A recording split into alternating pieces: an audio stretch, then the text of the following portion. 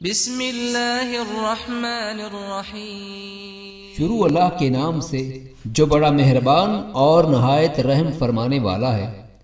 حضرت عبداللہ بن عمر رضی اللہ تعالی عنہ سے روایت ہے کہ انہوں نے کہا کہ نبی صلی اللہ علیہ وسلم کی زندگی میں جب کوئی شخص کوئی خواب دیکھتا تو رسول اللہ صلی اللہ علیہ وسلم سے بیان کرتا۔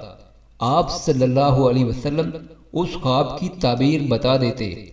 مجھے بھی یہ خواہش ہوئی کہ کوئی خواب دیکھوں اور رسول اللہ صلی اللہ علیہ وسلم سے بیان کروں، اور میں اس وقت نوجوان تھا۔ میں نبی صلی اللہ علیہ وسلم کے زمانے میں مسجد ہی میں سویا کرتا تھا۔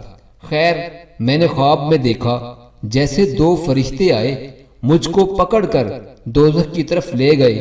کیا دیکھتا ہوں؟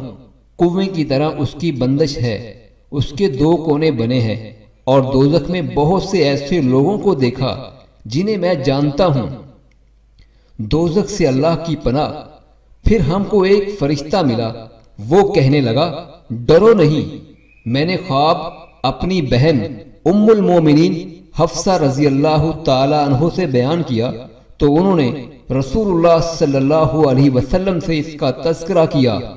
آپ صلی اللہ علیہ وسلم نے فرمایا، حضرت عبداللہ بن عمر رضی اللہ عنہ اچھا آدمی ہے، کاش وہ رات کو تہجد پڑھتے۔